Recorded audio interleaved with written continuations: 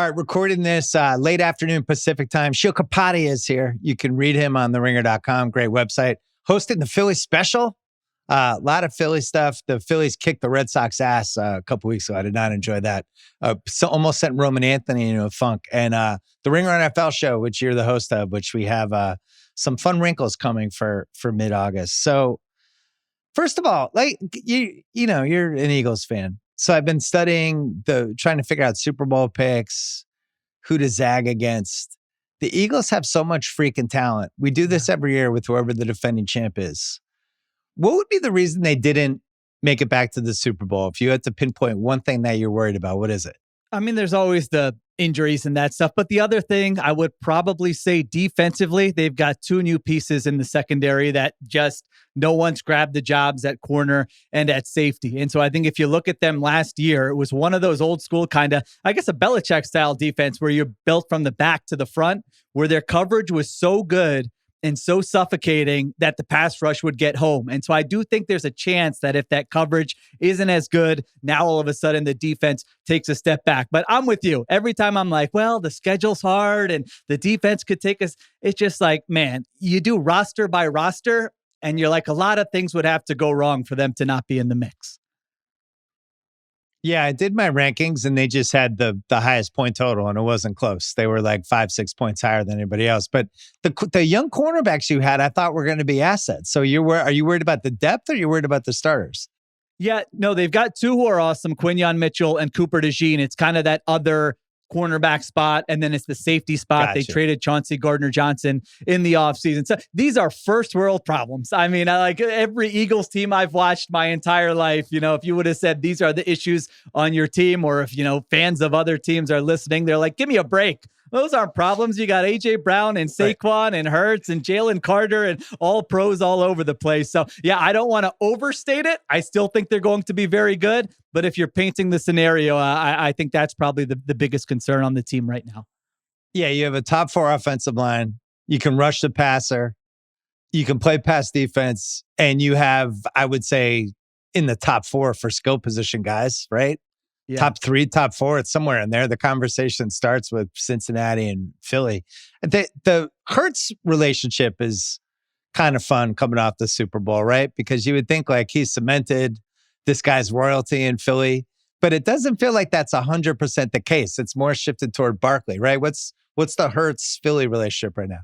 No, I think I think in Philly, everybody loves Hurts right now, and it's turned into this thing where he wins the Super Bowl. And then like I was on vacation for a few weeks there in June and July. And it was like, I came back and there were just like a million Hurts debates about how did this person rank him there? And what did Cam Newton say to him? And so you know how it is in a city like Philadelphia, where even if you were a fan who wasn't fully sold on Hurts, even after the Super Bowl, once other people start taking shots at him or doubting him, now you're like, screw you, you suck. He just won the Super Bowl. So that I think it's really turned into that. And maybe in a way, it's been a good thing for Hurts locally. Not only does he win the Super Bowl, but now everybody's just like behind him and are like, everybody else doesn't get it with this guy. He's our guy and he's going to go do it again. Interesting. So that actually works out for Jalen Hurts, I think. He's got everyone weirdly. aside. The Phillies are in a good spot, and all of the contempt in the city is just being shifted toward the 76ers now. Yeah, it's very weird how happy like the sports fans here are pretty happy right now with this Eagles team. Like you said, the way the Phillies are playing here and the Sixers are, honestly, I think people are just waiting for the next era to start whenever that would be. So they feel like an afterthought right now.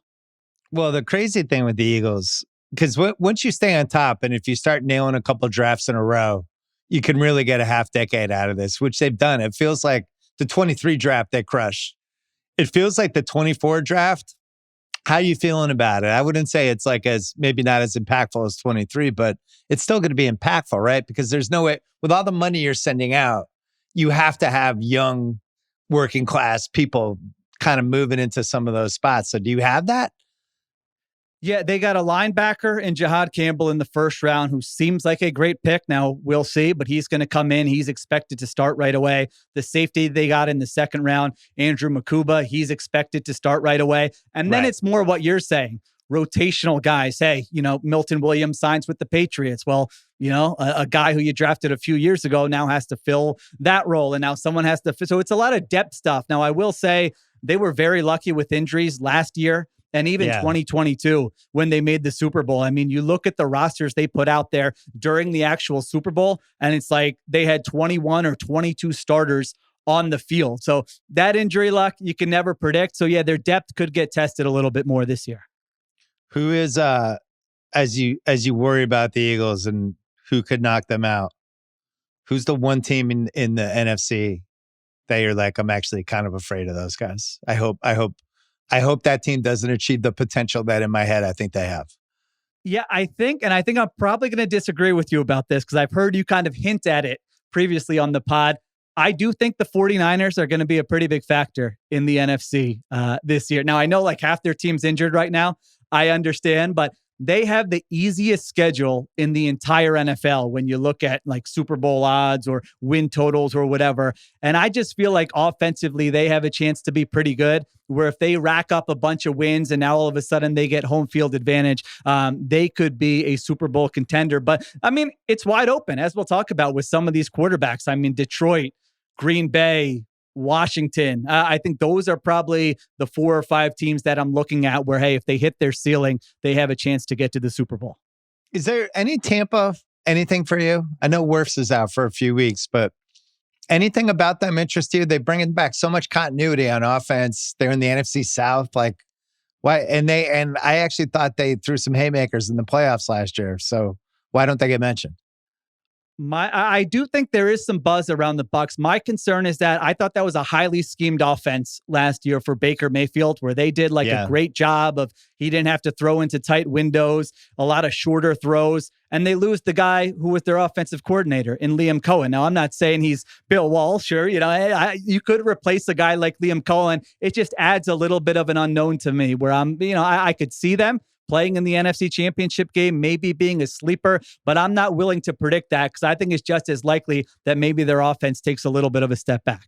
Yeah, see, I'm looking at that. I know a lot of people have talked about this, but I think the Lions are the number one team for me with that because we had the Patriots when they won the 3 and 4 years in the 2000s, right? And beat Philly. McNabb threw up that third Super Bowl. And then basically it felt like the entire coaching staff left other than Belichick. And they had to turn over both coordinators, and it was like, oh no, this will be easy. We'll just bring some new guys in, and it's not easy. It completely changes. If you miss on one of the 2 spots, it's your coordinator. I don't know. I felt like the Lions had these overqualified coordinators last year, and I don't know what I'm getting this year. Not to mention the offensive line's worse. So they have the second best odds in the NFC right now. The Eagles are plus 360, and then the Lions are plus 550. And then, I don't know, the NFC just in general, there's a lot of depth. And I think people are trying to figure out who the Zag team is. And I'm not sure. The Rams had glimpses of it, but the Stafford thing is terrifying, which we're about to talk about when we do the QB pyramid. But old Matthew Stafford with a ton of miles on him already, not looking like he's going to be ready for week 1. That's my number one thing I'm watching. Would you agree with that, or is there something else? Yeah, that's got to be it. Because even last year, I felt like for one game, Stafford could play as well as any quarterback in the NFL. But now, as we're looking at it, to get through an 18-game schedule, a 17-game schedule, and then the playoffs, I can't get there. And at his age, and the other thing I look at with him is like, they almost were willing to trade him or let him go this offseason. Like they have more information on his medicals than anybody else. And if they were like, no, he's great, then would they have really taken that step? Now, ultimately, maybe it's just a negotiating thing and he comes back. But that made me a little nervous as well, where it's like Sean McVay at this point is like willing to let Matthew Stafford go here. Should that make my ears perk up a little bit? Yeah, it would be like the Sixers. Oh, no, they did the opposite. They just paid Joel Embiid and gave him a ton of money, not knowing if he was able to walk. I have not figured out who my Zag team in the NFC is. House loves the Packers, and I'm trying to figure out that case. And Jordan Love being hurt last year, who we're about to talk about him in the QB pyramid, and playing hurt the whole year and obviously wasn't 100%. They tried to beef up the receivers. They have a young team. It's another year. It was a little bit year from Helly for them last year, but I can't totally get there. Can you? I like the Packers. I'm with House. You like them as a Zag team? I like them as a Zag team. I think if I had to name 3 teams that, to get to the Super Bowl in the NFC, definitely 4. They're in there. I think the case is Jordan Love had 3 different injuries last year, and they still had a top 5 offense. And then Matt LaFleur might be the most underrated coach in the NFL. I mean, you look at like those last days of Aaron Rodgers were probably harder, looking back now, that they were probably a little bit harder than we gave them credit for. They transition to Jordan Love, and they just don't have bad seasons. I mean, they've been in the playoffs 5 of 6 seasons with him. He's won 67% of his games. They had a very young roster last year, like you mentioned. So if just some of those guys get better this year, I do think there's a case for the Packers. Okay. All right. We're doing the quarterback pyramid, which I've been working on for a while. I have this is in pencil, but it's not in pen. And I'm willing to be nudged by you. You're going to be my conciliary for this. All right. So one thing I already did with this, normally with the pyramid, I have the one guy on the top, then 2 guys underneath him, then 3, then 4. So it's really a top 10, and it's 1, 2, 3, 4. I couldn't do the second level with 2 guys because there's 4 guys that clearly stand out above everybody else. And the 4 guys are, I'll just go alphabetical order: Josh Allen, Joe Burrow, Lamar Jackson, and Patrick Mahomes. So I made I did a 1, 3, 4. So I had to beef out the second level of the pyramid a little. But do you agree with that? Like, how do you pick 3 out of those 4 guys? I just couldn't do it. I like it. Yeah, I think Burrow belongs there. I think some people might look at it and say, hey, the other 3 guys have all won MVPs. He hasn't won an MVP, but I put him right there with those 3 guys. It would have been weird to me if you had Burrow on like the next line with some of the other guys we talked about. So I was when you sent it to me, I was trying to do the math. Like, wait a minute, how many guys are in each row? So I'm glad you explained this before people see the graphic. It's the only time I can remember doing that, but I just really Burrow's going to be a level below those guys? That's crazy. He was unbelievable last year. Yeah. Okay. So we're going to go through some of the choices, but the big one for me, and I thought about it long and hard, and I'd like to think that I am relatively thoughtful with this stuff and not clickbaity. I did not have Patrick Mahomes at the top of the pyramid. And I just couldn't get there with it. And I looked and I stared and I tried to make excuses left and right.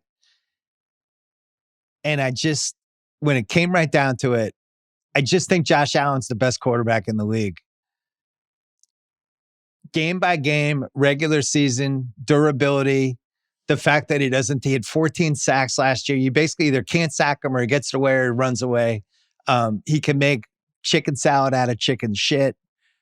Physically, he's dominant. I don't blame him for them not winning last year. I feel like he's gotten them right in the spot. Even when you think of that overtime game last year that they lost, like the 13 seconds game, he did everything he could. I just think he's the best guy in the league. Now, in 4 months, Mahomes might grab it back. But from what we saw from Mahomes last year, which I want to go into in a second, I just don't think it's fair to put him over Josh Allen, especially because Mahomes didn't win the Super Bowl last year. So when you saw that, what was your reaction?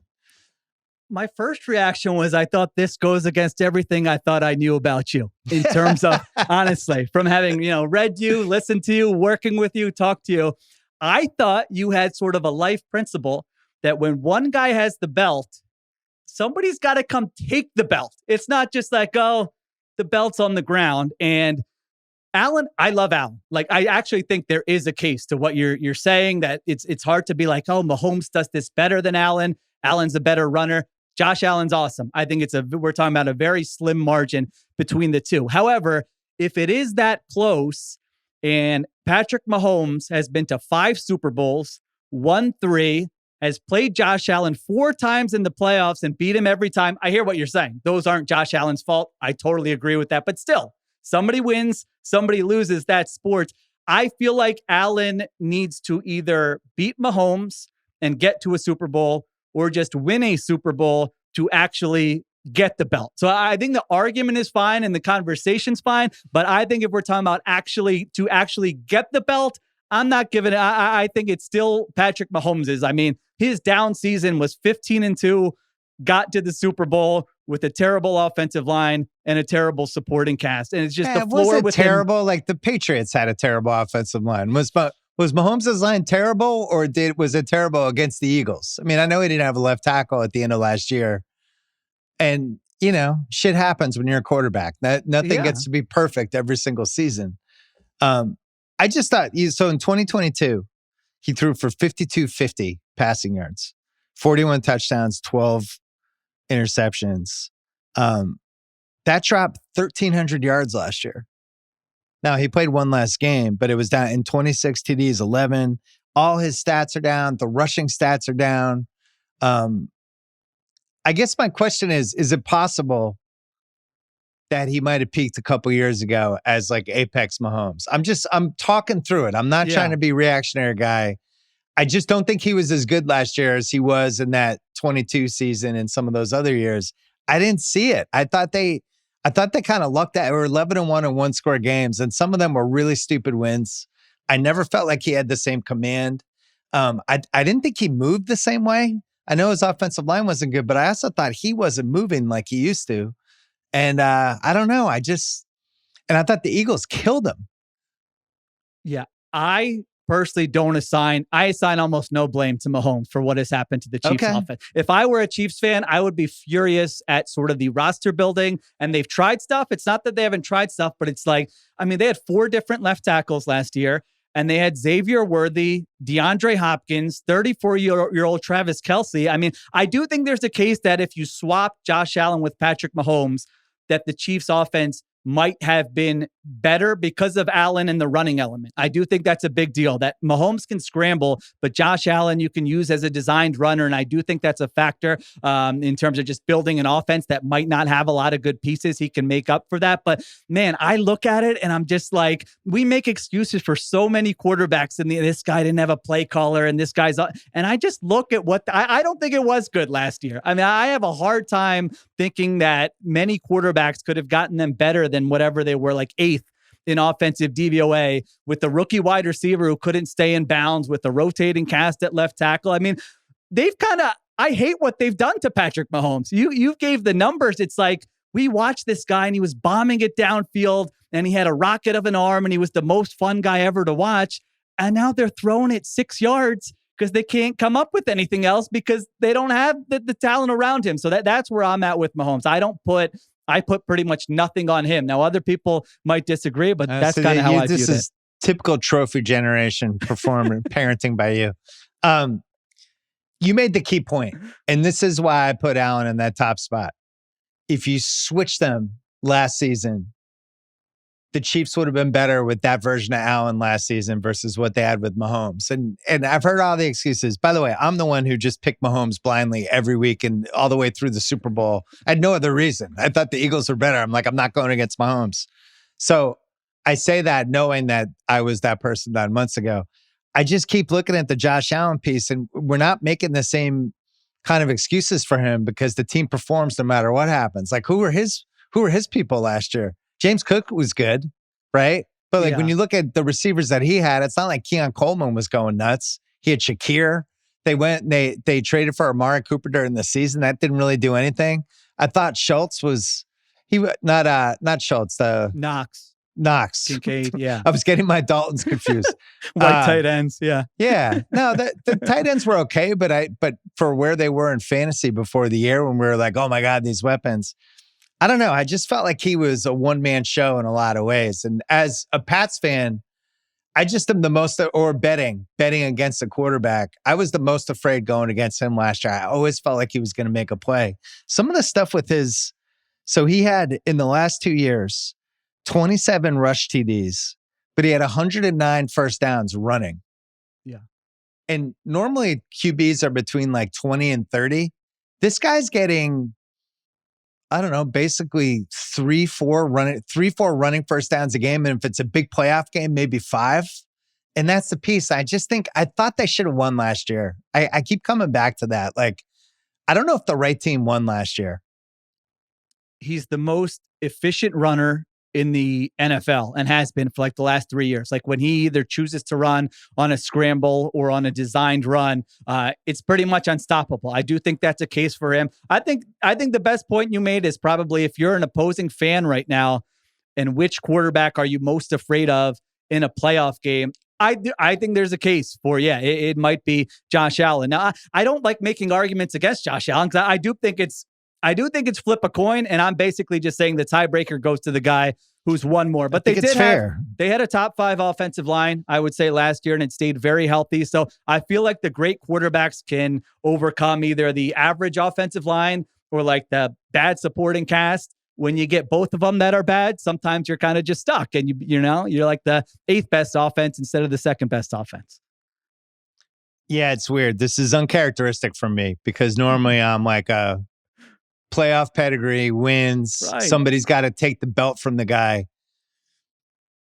I don't know, man. I watched I watched everything last year, and I just felt like Josh, when you look at the totality of what he did looking back versus the mystique of Mahomes versus what actually happened and the fact that he was able to turn it on right when they needed it, but just quarter by quarter, I don't know how you would say anyone's better than Josh. I mean, the only other guy statistically that has a case is Lamar. Yeah. Who last year was 41-4, 4 interceptions. He ran for 915 yards. He had 47 rushing TDs, first downs, threw for over 4,000. But the playoff resume just kills him. Like, that's one where you can't discuss him for the top because we haven't seen him do it. Yeah, Josh, it's like we haven't seen him 100% do it either. But I also feel like 2 of those wins, I can't really hang on him. I think that's right. If you look at the Bills' playoff losses, Josh Allen has played like 95th percentile games statistically, where just their defense has just let them down every single year in the playoffs. They get carved up by Burrow or Mahomes or whoever it is. And yes, you can make the case that not everything in the playoffs has been Lamar Jackson, but I do think you can say it hasn't been quite as flawless. He has made mistakes here and there. And then just the physicality of it, where Lamar Jackson has stayed healthy, but earlier in his career, he had seasons where he missed 5 games. And Josh Allen's kind of like what you always talk about with LeBron, where it would just be shocking if like Josh Allen went down and didn't get up. And you're like, oh my, Josh Allen's out for a month? Like, wait, I thought he was indestructible. Right. Yeah.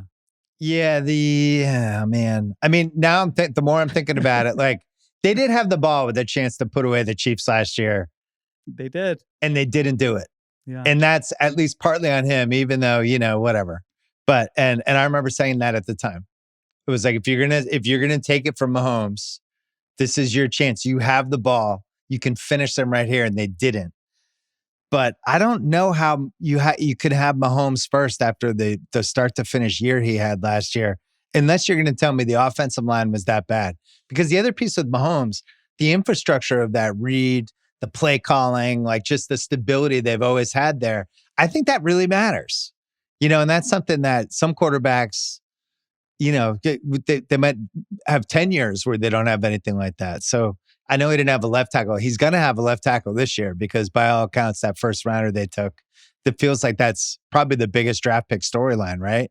That they have like a real kick-ass left tackle that crossed their fingers that they took basically at the end of the first round. He's going to kick ass for them. Yeah, if it works out, that's a huge deal in the AFC. Now they're swinging another guy into guard because they traded Joe Thuney, and so I'm always skeptical with the rookies in like the August reports where this guy looks great, and I'm just like, let me, because I was doing a bunch of like statistical research on this, and like 35 to 40% of first round picks won't even start 8 games this year. Wow. And like everybody gets so excited in August that, oh my God, they solved their, you look at a weakness and you say, oh, they solved their problem with this guy. And it's like almost half the guys aren't even going to play. So yeah, I need to see it the first month of the season, but I'm with you. That is a huge pick that could kind of swing things in the AFC.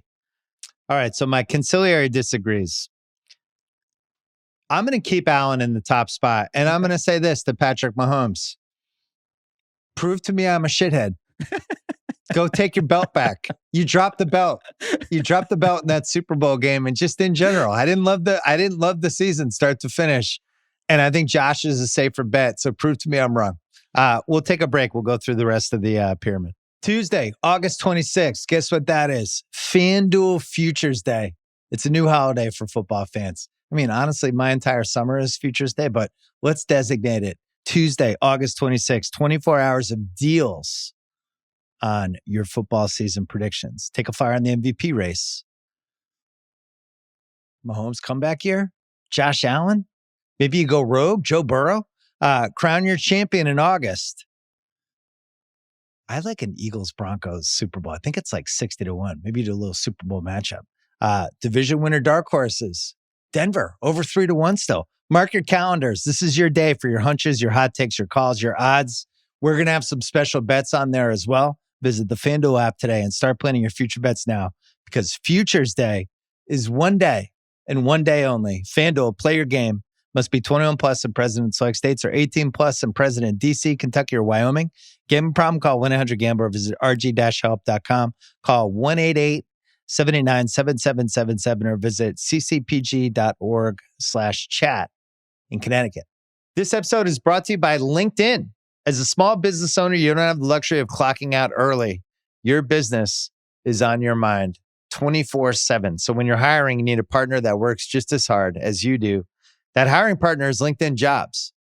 When you clock out, LinkedIn clocks in. LinkedIn's new feature can help you write job descriptions and then quickly get your job in front of the right people with deep candidate insights. Nice. At the end of the day, the most important thing to your small business is the quality of candidates. And with LinkedIn, you can feel confident you're getting the best. You can even add a hashtag hiring frame to your profile picture and get 2 times more qualified candidates. Post your job for free at linkedin.com/Simmons. Terms and conditions apply.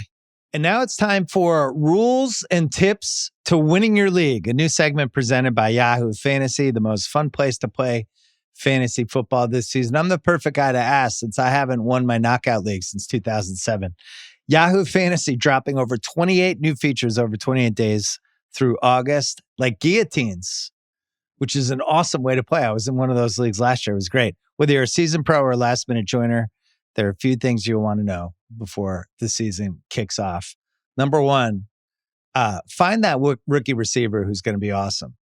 Just try to lock it down. Brian Thomas Jr. was the guy last year. Just go in, lock it down. Make sure you get a quarterback. Everyone, like there was this new shift where it was like, no, quarterbacks don't matter as much. Guess what? Look at the total points. Quarterbacks matter. Get a good quarterback. Don't mess around. And then don't draft guys from your own team if you can avoid it, because it's like a double whammy if something terrible happens to them. So those are my thoughts. Stay tuned for more killer announcements and start playing Yahoo Fantasy Football at yahoofantasy.com/Simmons and try a guillotine league. They're cool. All right. So the top 4, Allen at the top, then Lamar and Mahomes and Burrow all together. That next tier of the pyramid, which is 4 guys. So I settled on these 4. Jaden Daniels, Jordan Love, Dak Prescott, and Jalen Hurts. Who doesn't belong in that next? So we are now talking about guys 5 through 8. So when somebody says he's a top 10 quarterback, my recommendation would be do this exercise, because you'd be surprised. That top 10 fills up pretty fast. Daniels, Love, Prescott, Hurts. Do all these people belong in this level for you? I was most surprised that you had Dak Prescott in this tier. I looked at it and I'm like, wait, did he send me the wrong thing? Not that I think people will make the case, but I think that's more of the QB intellectuals, the hipsters, you don't understand what Dak Prescott does.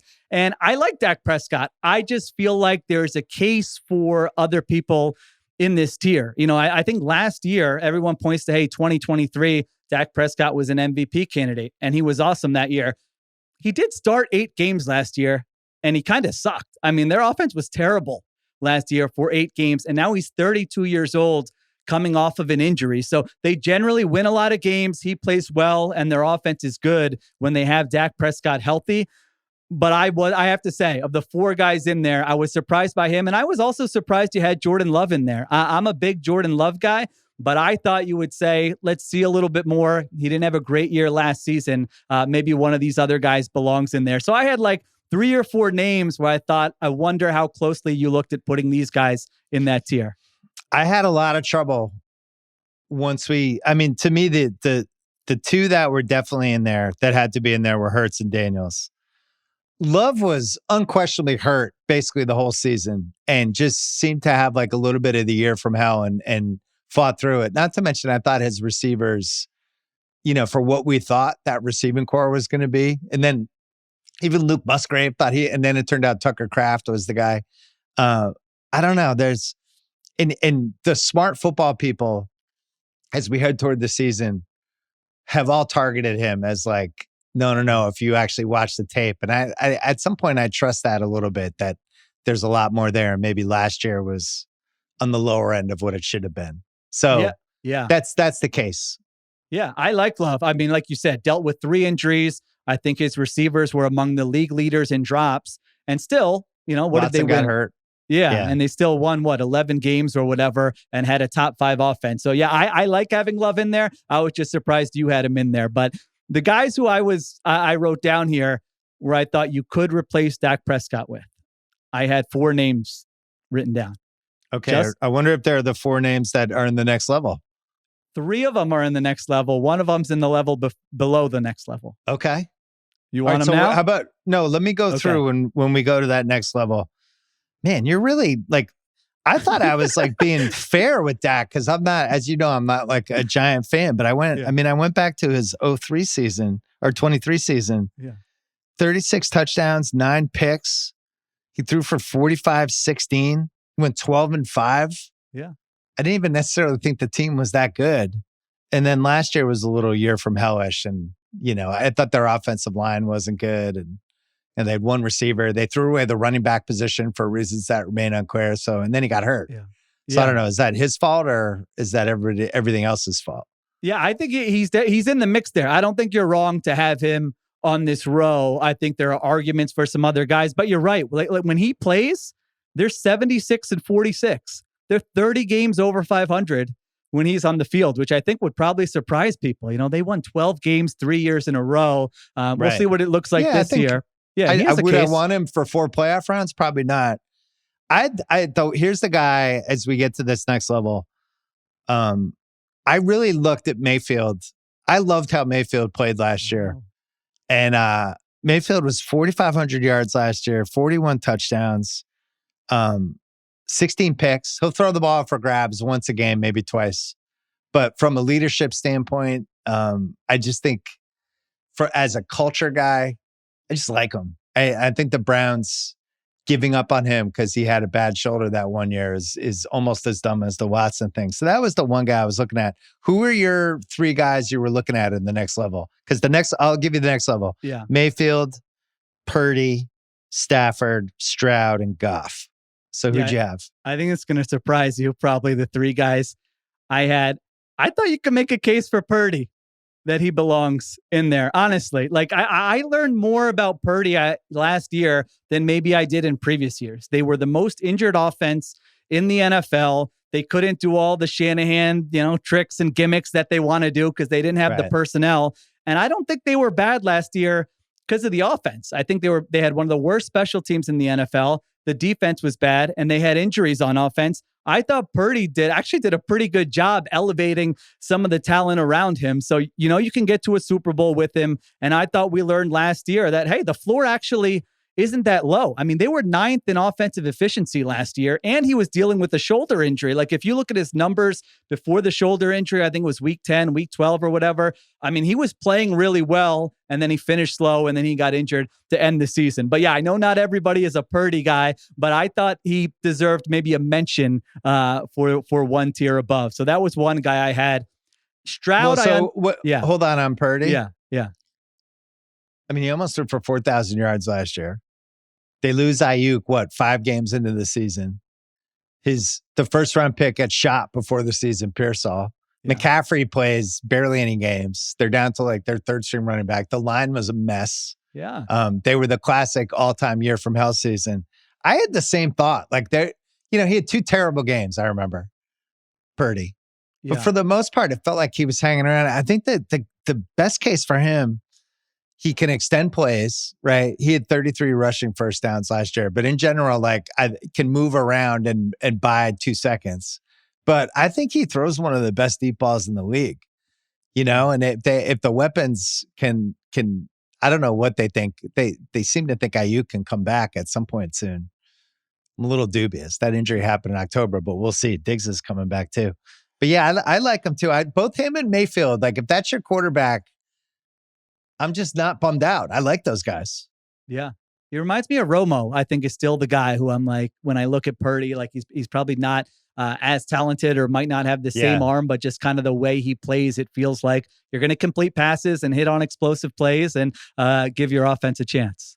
All right. So Stroud, you thought could have made a case for that higher level. Could have made a case. I understand why he didn't. I still think he's really good, but last year, I think he did develop some bad habits. But if you're asking me like Stroud or Prescott, if I just am an NFL owner and you're like, hey, you get your chance at one of these two quarterbacks this year, I might be tempted to go with Stroud, everything else being equal there. So he probably needs to do it a little bit longer. I understand why you would have Prescott above him.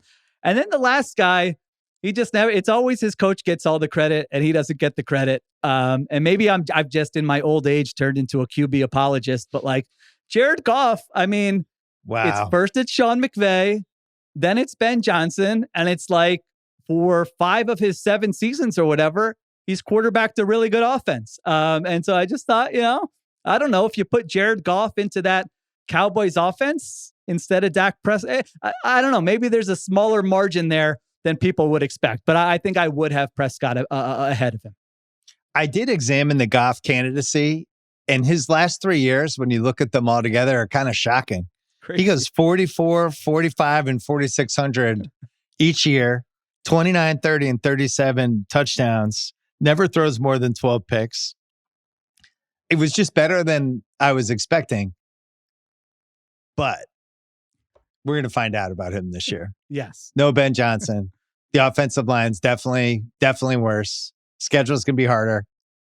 Like we will know this year. Yes. We'll know what's in there once and for all. But you're right. He could be the guy. So, all right, you've convinced me to bump Dak. I think I was being too generous with him. So if it goes Allen, then Lamar, Mahomes, Burrow, and then Daniels, Love, Hurts, you think that fourth guy should be who? Not Mayfield, huh? It might be a guy in your next tier. You want to get to your next row there? If you say Justin Herbert, I'm hanging up. It better not be Justin Herbert. All right. Don't do it. All right. No. I know. I don't want to. Are you going to say Justin Herbert? I think he has to be in the conversation for that. Oh my God. Why? All right. What is happening? Listen, I'm trying to bring Justin Herbert. I'm trying to bring a rational Justin Herbert take here. You have the Herbert hipsters who, if you don't have him as like the greatest quarterback in the NFL, they get all upset. But this is too low for him, I think. It is? Why is it too low? Where you have him. Don't you think if the Cowboys had their choice of Dak Prescott or Justin Herbert this year, they would take Justin Herbert? Would they? I think so. Let me give you. I love this. So level 4, I had Mayfield, Purdy, Stafford, Stroud, and Goff. And by the way, quickly on Stroud, I just didn't think he was as good last year in every respect as he was the year before. No doubt. And I especially against shitty teams, there were just games where you'd have them on and their offense just looked like shit. And I don't know what he was doing. I know he had receiver injuries. I know they weren't totally happy with their O-line, but I didn't like how he played. Herbert last year, 23 touchdowns, 3 picks, really impressive. Took 41 sacks. I think they had a top 5 offensive line last year. So explain that to me. Almost threw for 4,000 yards. Here's the thing with Herbert, and all of the Herbert apologists have not been able to explain this part. They played a cream puff schedule last year. They played 4 really good defenses, Pittsburgh, Baltimore, and Kansas City twice. They scored 60 points in the 4 games total. 60 points. In the playoffs, Houston, another good defense, 12 points. Anytime the defense was good, he looked like crap and couldn't do anything. And nobody has been able to provide a proper explanation for that. If the defense is good, he's not good. And it's like, well, they don't have enough skill guys. What is it? At some point, we have to see something from him, and we just haven't seen it. I'm with you. Honestly, in most of my conversations with with other, football analysts, I'm the guy making the points. you're making. And they're like, no, what can he do? He's got the arm. He's got the athleticism. He makes good decisions. At some point, I'm with you. You have to have a moment. It has to all come together. You have to have a playoff win 5 years into the NFL. So I'm not irrational about Justin Herbert, where I'm like, he's incredible. I think all the points you make are absolutely valid. And I do wonder if he's going to have sort of a Stafford type career where we're going to have like 8, 9, 10 years where everyone's like, this guy's arm, and oh my gosh, look at this throw. And there just hasn't been a single meaningful moment for him in the playoffs until maybe there's kind of a late stage part of his career. So I'm with you there. I do think if I were an expansion team and I got my choice of any quarterback and I'm ranking them right now, I would have him higher on this list above some of the guys you have above him. So that would be my case for him, is that I'm with you. It hasn't all come together. I've been underwhelmed. I loved him in his first season, his second season. I thought he was going to have accomplished a lot more at this point that he hasn't accomplished. But I still think there is a good player in there that I don't know when we'll see the results. Not saying there's not. He's being put on this level that we just haven't seen against really good teams, which is part of being an awesome quarterback. It's like, Lawrence has the same issue, and we're not even close to getting to Lawrence yet. But it's like, at some point, let's see it. Yeah. Let's stop making excuses. This year, it's like Slater's already out, right? Oh, well, Slater's out. And so if he's not doing well against certain, they don't have Slater. That's why. And the rookie running back's not as good as they thought. And it'll just be another litany of excuses. By the way, I don't think a team was better equipped to lose their awesome left tackle than the Chargers, who could just take Joe Alt and take him from the right side and put him on the left side. It's not perfect, but no other team has the luxury of moving Joe Alt into the starting left tackle. Yeah. So it's an excuse, but it's not like a real excuse. They still should be fine. Yeah. Like they should, they improved their skill position guys. It's year 2 of Harbaugh, and I'm not accepting excuses for it. Like, let's see it. I think one of the big differentiators with these guys is like who can overcome a bad situation. And like Jaden Daniels, if you go back and look at what we were all thinking about that Commander situation going into last year, it was like offensive line bad. Terry McLaurin, and that's all he's got.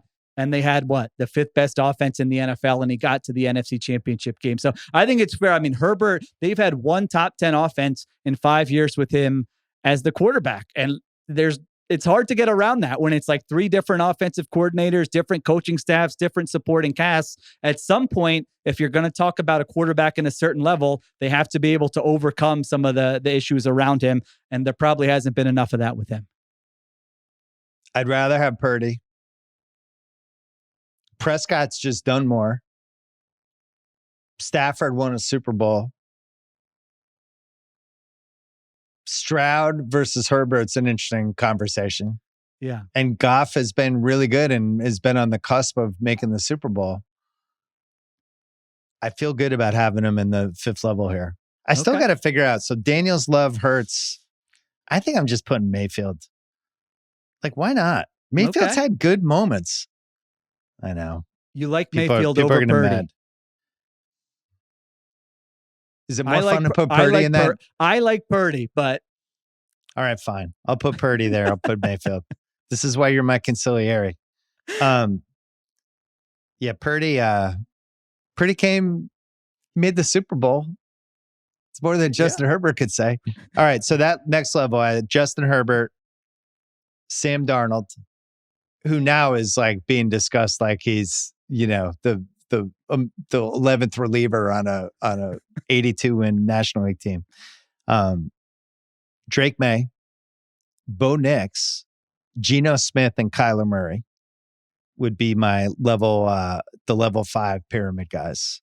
Kyler is the one statistically that you could get more excited about, but I'm sorry, I have a Sunday ticket and I watch football, and that he is who he is. Like, he's 9 games under 500 for his career, and I don't know. Yeah, I do not see somebody that elevates the team. I feel like I know how every Kyler Murray season's going to go. There's going to be some flashes in September. In October, someone's going to make the case that he's playing as well as any quarterback in the NFL. There's going to be some fun highlights. and then you're going to get to the end of the season and they're going to be like 9-8, and their offense has never been in the top 10. 9-8. That would be a miracle. Yeah, that would be a good one. So yes, there are flashes there, but like Herbert in a way, like you need to see a little bit more at this point where has the guy put it all together. So I don't have an issue with where you have him. That's the LaMelo Ball guy out of the quarterbacks this year, where it's like you catch the right highlight package. He looks amazing. There's going to be a moment earlier in the season where like, LaMelo Ball, whoa, here we go. And then you look at the record at the end of the year. I had trouble with May versus Knicks. And as you know, I love Drake May. I do think we're putting a lot on him this year, and he's going to have 2 plays a game where you're like, and he had one in the preseason game, which for the first time ever, Sheil, I paid for the preseason package. Wow. I normally hate the preseason, but I was like, I got to see these rookies. I shelled out my $14 and I watched the first 3 quarters of the Pats. And Drake May, of course, had his one dumb Drake May, held onto the ball, threw it, basically fumbled. But I don't think people understand how bad his offensive line skill position coaching situation was last year, where it was an F- at receiver, at offensive line, and at coaching. And now the receivers, they at least have some speed. Henderson in the backfield looks like he's Jahmyr Gibbs on freaking steroids. And then he has a whole new offensive line and Vrabel. And I think he's going to be good if they can keep him on the field. The big worry for me with him is just taking hits. Don't take this the wrong way. I don't want to scare you because I like Drake May. He's got a little young Carson Wentz to his game. Remember when Carson Wentz was good? When Carson Wentz was good, MVP candidate, and you saw the highs, but there would be a couple plays every game where you're like, dude, like you have to stay on the field. Yeah. Don't do that. He's got a little bit of that, but I have a Drake May stat you're going to love. I don't think I've mentioned this to you before. There's this stat I like called success rate. All it looks at is when a guy drops back, was it a positive play for the offense or a negative play? So it's like, a 50-yard completion is treated the same as a 12-yard completion, but it's just good for like how consistent is this guy. If you look at every rookie quarterback over the last 10 years, he ranks 4th out of 31 rookie quarterbacks in success rate last year. So like that's pretty impressive when like it's CJ Stroud's up there, Dak Prescott's up there. Like there are good quarterbacks there, and his highs are very high, where like those 1% plays where you're like, 8-10 quarterbacks in the NFL can do that. He's got that. It's kind of like he just has to get those, like you mentioned, those 2, 3, 4, 5 plays where either he's getting crushed or he's making a bad decision, or it could be a turnover. Like coaching that out of him, to me, is going to be the key as to whether he just makes like a okay leap or like a leap where we're talking about him as one of the guys by the end of the season. Yeah, the Pats looked awesome on Friday night, and they interviewed Vrabel at halftime and then after the game. And he did the Belichick thing where he was like, man, we look great. I hope we can play it. Like, he's just like, yeah, I didn't love this. And he specifically just kept mentioning the May thing. He's like, he's got to be better. He can't do that. So I think they're going to be coaching him hard. I don't think people realize how fast he is and what his legs are, and how, especially if there's actually guys out there making plays who have to be covered and the field opens up. They ran one play in the preseason where they did the classic video game play. They sent the receivers out and cleared out a side of the field, and he ran. And it's just like he's an unbelievable athlete. Yeah. Could he be like mini Josh Allen someday? I don't know. But I think they're going to be taking advantage of the legs. So anyway, Knicks was the other one. Knicks had 41 first downs last year just with his legs. 29 TDs, 12 picks. He ran for 430 yards. He's in year 2. That team, I think, is, as you know, I'm all in on that team. I think that team's going to be really good. And the fact that the Chargers have already had, have had a major offensive line injury. The Raiders have already lost Christian Wilkins. Like, it just feels like they're solidified as the second team in that thing. But Knicks was somebody that I feel like if anyone could climb out of this level and jump up a notch, it's going to be May or Knicks, in my opinion. Do you think Knicks has another gear or no?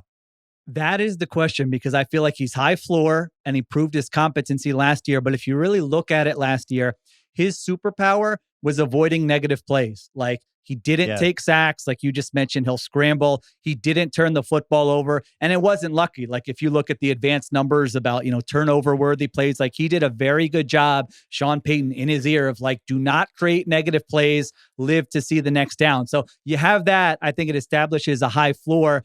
And now I wonder, is there another gear where, because the other thing is like when he was pressured, when opponents knew he had to throw the ball, those kinds of things, he wasn't as good in those situations where you really need the quarterback to kind of carry you and everyone knows you have to pass the ball. So that's the next step. And I think he might. Like, I liked what I saw. I'm not, I wouldn't plant my flag on it and be like, he's definitely going to take a step forward. I think the most likely scenario is maybe he's a little bit better, but they're still maybe in that 10 to 15 range in terms of offenses. But if he can get them a little bit higher, then it goes to what you're saying, that they could be a surprise team. Next level is Penix, Lawrence, Caleb, Tua, Bryce Young, JJ McCarthy. God only knows what's going to happen with him. I'm not accepting any shit for the Lawrence being in that level. I just give me a break. He's 22 and 38 in his career. His last 2 years, he's played 26 games, 32 touchdowns, 21 picks, 15 fumbles. Doesn't use his legs really like the way we thought he might in college. And we haven't seen him elevate teams. Does anyone throw more hospital balls than him? He did one in the fucking preseason game. Yeah. I don't see it. And I don't know if being in a losing situation with all the turmoil and different coaches, I don't know if that was bad for him, but I'd be really surprised if he was able to elevate himself into like one of those top 4 tiers. Have you given up on him or you still feel like there's hope? I think there's a chance, but I'm not like, I see it. I don't think this is an outrage. I think it's fine to have him here. I think if you look at his last 3 seasons, one terrible season, one mediocre season, and then 2022, I thought he was pretty good. So it wouldn't shock me if he settles into kind of average. Hey, if the situation around him is good, he can have a good year. But I'm with you just in terms of some of the stuff we saw last year, the bad habits, the inability to overcome some of the things around him. Now, I will say, like, I forget who were you said with Goff, we're going to learn more about him this year. Shouldn't we learn a lot about Trevor Lawrence? If Liam Cohen can get that year out of Baker Mayfield last year. Now, I know the Jags offensive line isn't as good as Tampa's was last year, but still, like, there was a scheme there where the coach looked at the quarterback and said, I can build to your strengths and we can have one of the better offenses in the NFL. I feel like you should be able to do that with Brian Thomas Jr. and Travis Hunter and Trevor Lawrence. So I do think, and we probably said this in previous years, but we should learn a little bit more about Trevor Lawrence this year. You underrated how bad that Jacksonville offensive line might be. Yeah. They might be like true. Legit bad. They might be a bottom. I have them in the bottom 5. Thomas was a revelation though. He's awesome. I mean, he has to be one of the 6, 7, 8 most impactful receivers. So at least he has that. We'll see with Hunter. I have no idea. The Hunter thing, anyone who can say they're going to predict that is nuts. All right. And then the last level of the pyramid. This is the bottom level. And it's Cam Ward, Fields, Rodgers. Russ Wilson is the last human QB before we get to Indy ? New Orleans ? And then Cleveland ? And I am not spending 2 seconds talking about Shedeur Sanders looking good in a preseason game against third stringers. I'm rooting for him because it would be more fun if he's good, but let's all settle down. We can't all pretend, or we can't all say preseason doesn't matter and then overreact when somebody does well in a preseason game. So anyway, Cam Ward. What if he's good? Now, there's some offensive line stuff working against him. There's some skill position stuff working against him. That I wouldn't say it's the best coaching situation. But there is like some good buzz coming out about just like, hey, what if he's good? Like, is there any possibility that he could be Stroud 2 years ago or Daniels last year? Yeah, it's probably the hardest thing in the NFL to predict is which rookie quarterback's going to be good. I mean, it just last year with Daniels, the year before with Stroud, maybe like one person on an island said it, but you usually have no idea. I think the thing he has working for him is they did build up that offensive line where it's going to give him a chance. Like, it might not be a top 5 unit, but it's not going to be a situation, at least I don't think, where we're looking at it going, man, he's getting sacked 6 times a game and is a disaster. Now, supporting cast isn't great. I'm with you on the coach. Like, I don't know. Like we'll see with Brian Callahan. It's just sort of the least talked about coach in the NFL. But there was some Will Levis stuff last year with him that just I'm seemed just made me question the judgment. Totally agree. It's like, because it felt like they would hang around in some of those games. Yeah. And then it was like just mismanagement, terrible quarterback play, something really stupid happening. At some point, that's a little bit the coach. I don't know. Yeah. Terrible special teams, which is always, I look at that and go, what's the head coach doing here? If everything else sucks and the special team sucks, that's a red flag too. But yeah, like the row above, you had Penix, and you had JJ McCarthy. It's like a bunch of guys we don't really know a lot about and are wild cards. And Cam Ward probably fits in that same group right now. So Tua, I had, as a level 5, like, in the bottom 10, basically. And it's mostly a durability thing. I just don't trust him to play 4 straight months. You don't want him running the ball at all.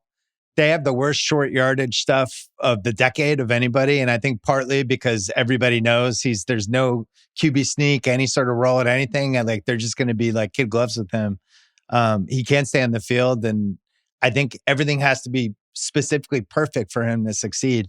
I've just never been a giant fan of his. I don't know. You're kind of where I am on that one, right? I'm with you. I did think there was a case to bump Darnold down one and replace him with Tua. If I were more, because I mean, they're 38-24 when Tua plays. And I know a lot of it's beating up on bad teams, and everything you said is true. Durability, concussion history. If they play a good team, I don't think they're going to be good. But I could also make the case that Darnold has had 1 year of above average quarterback play, and that was with Justin Jefferson, Kevin O'Connell. Like, I need to see more with Darnold. I think there's a chance. 14-3 is pretty good. It's good, but it was one season. I think there's a chance he comes back down to earth. So I don't have an issue with it, just because with the Tua, he's going to miss 4 games most seasons. But I did think there was at least a little bit of a case there that he could replace Darnold. All right, so my final list: Allen at the top, then Lamar, Mahomes, Burrow, then Daniels, Love, Hurts, Purdy, Sheil the Conciliary stepping in. So that's the top 8. No, I'm fine with it. I think you're right. Mayfield, Prescott, Stafford, Stroud, Goff. So that's 13. And then the next level starts with Herbert and weirdly drops off at that point from Darnold, May, Nix, Geno, Murray. It's probably a top 14 with a drop off. So maybe you make a case Herbert goes up 1 level in that Goff group, just because it feels weird that he's on a level with Darnold, May, Nix, Geno, and Murray, whether you're a Herbert guy or not. Yeah, I felt so like maybe, so maybe I could get a little creative with that level. Move him up. So that would give me, this is some pyramid where it goes 1, 3, 4, 6. I'll figure it out. But most important, the last 4 going backwards. Cleveland with the worst quarterback situation in the league, or would you have them leapfrogging New Orleans at this point? Yeah, they probably leapfrog. Like Sanders might be better than anyone in New Orleans. I agree with that. I think the Saints are probably the worst. All right, so we'll have the Saints last, which helps with all the unders and terrible Saints bets I have for them to suck. Cleveland second to last, and then Indy, God only knows. Richardson already has gotten dinged up. Daniel Jones is on that team, and then Russ Wilson and Rodgers. That's our bottom 5. And Rodgers, I'm just stupefied by anyone thinking Rodgers is going to be good on Pittsburgh. I don't get it. I've talked about it. I know. You have takes on that or no? The full list of quarterbacks age 42 or older that have just started 10 games in a season in the Super Bowl era. Want me to give it to you? Yeah. Tom Brady. That literally. And we're done. That's it. Nobody else has even started 10 games at this age. And then we saw what we saw last year. I'm with you. I don't know how you could be optimistic about that situation. I didn't see any semblance of a guy who wanted to get hit when I watched the games last year. So there we go. All right. My conciliary is Sheil Kapadia. We're here. It's football time. What's your bet? What's your favorite future bet you've made? I like the Packers over. I think it's 9.5 for what we said earlier. Yeah, I think they're a 10 or 11 win team. So I think that's probably my favorite over right now. I think my favorite bet so far. Well, I have a bunch of Broncos bets that I was all excited about. But my favorite one, Miami, Cleveland, the Giants, and Tennessee, no playoffs, plus 103. Yes, you put the Giants in there. I like it. I did that when I was, where was I? In Chicago for one day. And I jumped on FanDuel and I was like, I'm just jumping on this. If I had to say who would screw that up, it's probably Tennessee. It just if Cam Ward is awesome. And we're like, oh my God, Cam Ward's awesome. They're going to go 9-8 and sneak into the 7th seed. That would be the one I would be worried about. But I like that was it. my favorite. Yeah. I All right. like it. Sheil, great to see you. Keep an eye on the Ringer NFL show over the next couple of weeks because we have some fun stuff brewing there. And in general, always great to see you. All right. Good to see you. Talk to you soon. Thanks.